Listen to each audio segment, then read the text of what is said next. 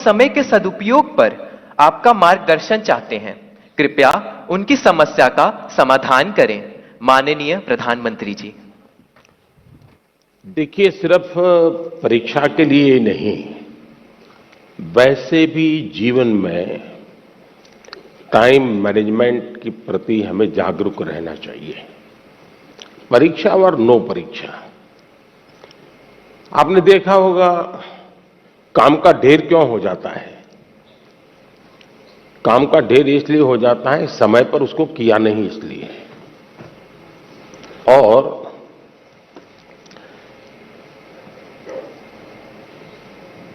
काम करने की कभी थकान नहीं होती है जी। काम करने से संतोष होता है।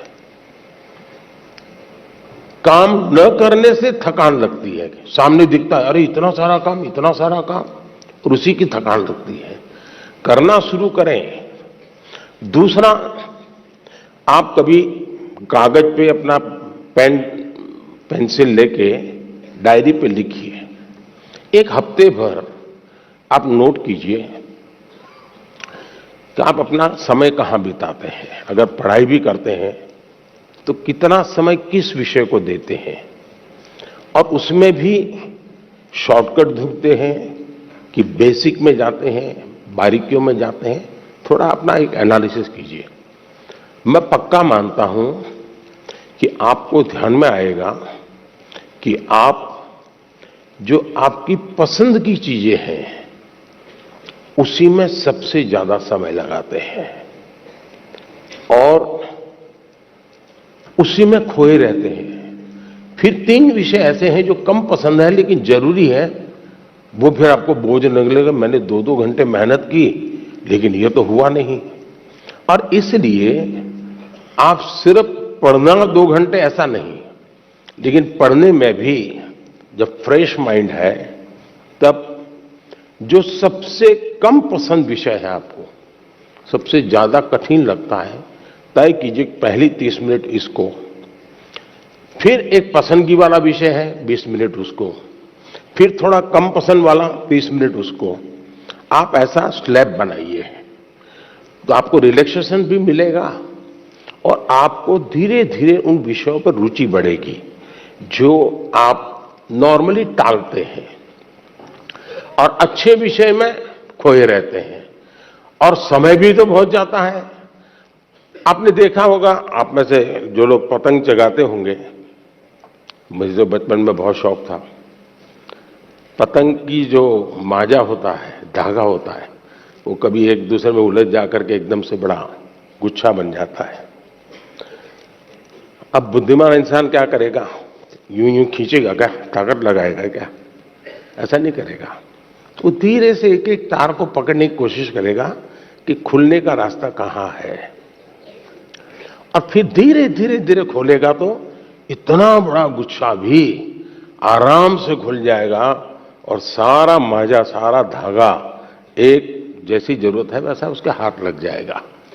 हमें भी उस पर जोर जबरदस्ती नहीं करनी है, आराम से सॉल्यूशन निकालना है।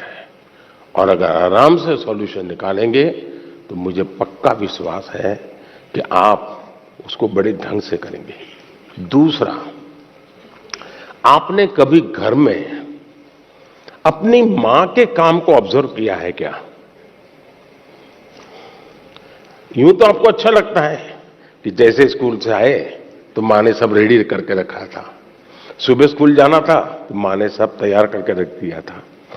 लगता तो बहुत अच्छा है, लेकिन क्या कभी ऑब्जर्व किया है कि मां का टाइम मैनेजमेंट कितना बढ़िया है?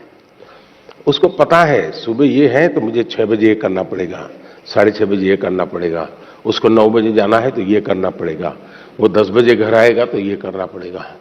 यानी इतना परफेक्ट टाइम मैनेजमेंट मां का होता है। और जबकि काम सबसे ज्यादा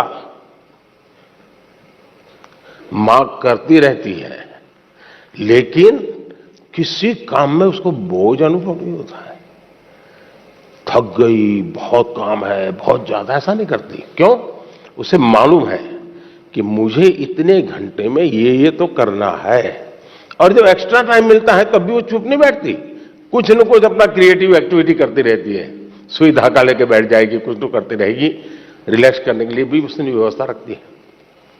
अगर मां की गतिविधि को ढंग से ऑब्जर्व करोगे तो भी आपको एज ए स्टूडेंट अपना टाइम मैनेजमेंट का महत्व क्या होता है, और टाइम मैनेजमेंट ने 2 घंटे 4 घंटे 3 घंटे ये नहीं, माइक्रो मैनेजमेंट चाहिए।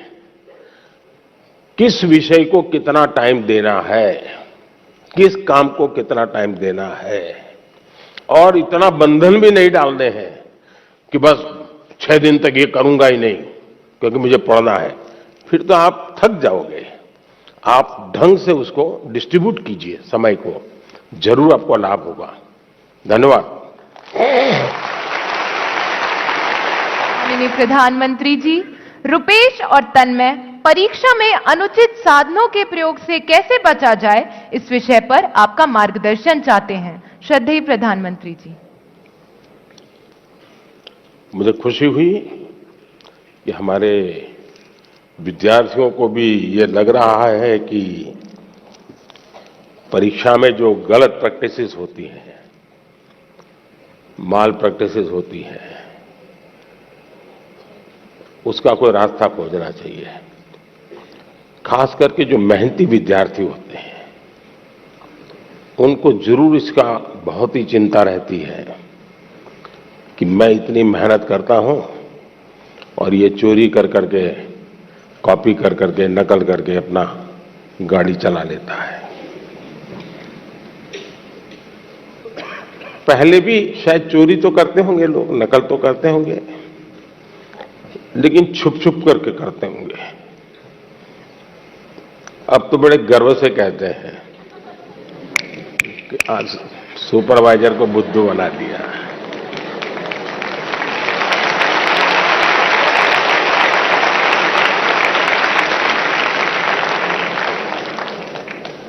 ये जो मूल्यों में बदलाव आया है वो बहुत खतरनाक है,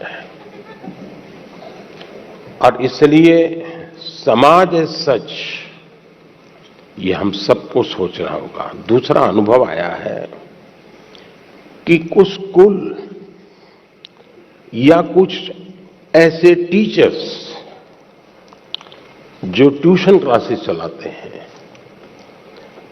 उनको भी लगता है कि मेरा स्टूडेंट अच्छे तरह से निकल जाए, क्योंकि मैंने उसके माँ बाप से पैसे लिए हैं, कोचिंग करता था, तो वे भी उसको गाइड करते हैं, मदद करते हैं नकल करने के लिए। करते हैं ना, ऐसे टीचर होते हैं ना, नहीं होते?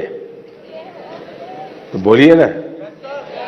हाँ, और उसके कारण भी दूसरा मैंने देखा है कि कुछ स्टूडेंट पढ़ने में तो टाइम नहीं लगाते, लेकिन नकल करने के तरीके ढूंढने में बड़े क्रिएटिव होते हैं।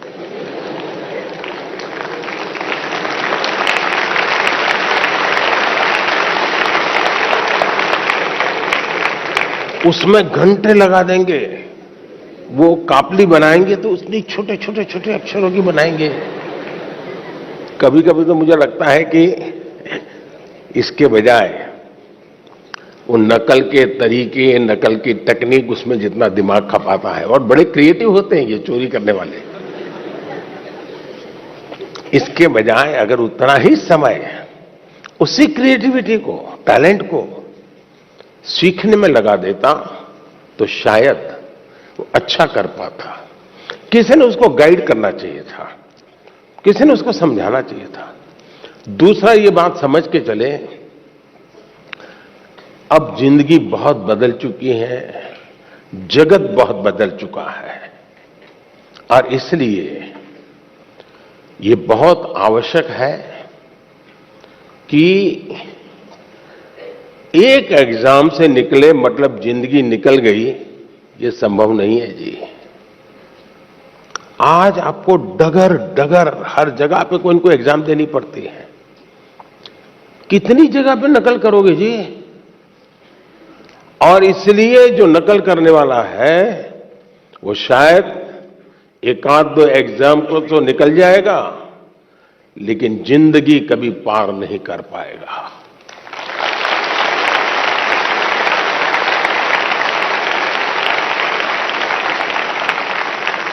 नकल से जिंदगी नहीं बन सकती है। हो सकता है एग्जाम में मार्क्स इधर उधर करके ले आए, लेकिन कहीं न कहीं तो क्वेश्चनेबल होगा ही। और इसलिए ये वातावरण हमको बनाना होगा कि एक आध एग्जाम में तुमने नकल की, हो गया तुम निकल गए, लेकिन आगे चल करके शायद तुम जिंदगी में फंसे रहोगे। दूसरा, जो विद्यार्थी कड़ी मेहनत करते हैं उनसे भी मैं कहूंगा कि आपकी मेहनत आपकी जिंदगी में रंग लाएगी। हो सकता है कोई ऐसा ही फालतू 2-4 मार्क्स आपसे ऊपर ले जाएगा, लेकिन वो कभी भी आपकी जिंदगी की रुकावट नहीं बन पाएगा। आपके भीतर की जो ताकत है, आपके भीतर की जो ताकत है, वही ताकत आपको आगे ले जाएगी। कृपा करके उसको तो फायदा हो गया, चलो मैं भी उस रास्ते पर चल पड़ूं, ऐसा कभी मत करना, कभी मत करना दोस्तों। एग्जामें तो आती हैं जाती हैं, हमें जिंदगी जीनी है, जी भर के जीनी है, जीतते जीतते जिंदगी जीनी है। और इसलिए हमें शॉर्टकट की तरफ नहीं जाना चाहिए। और आप तो जानते हैं, रेलवे स्टेशन पर आपने देखा होगा, हर रेलवे स्टेशन पे पटरी जहां होती है ना, वहां ब्रिज होता है। तुम लोग ब्रिज पे जाना पसंद नहीं करते, पटरी कूद करके जाते हैं। कोई कारण नहीं, ऐसे ही बस मजा आता है।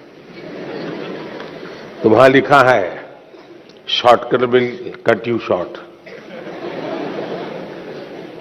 इसलिए कोई अगर शॉर्टकट से कुछ कर लेता होगा, आप उसके टेंशन को पालिए मत, आप अपने आप को उससे मुक्त रखिए, आप अपने पर फोकस कीजिए, आपको अच्छा परिणाम मिलेगा।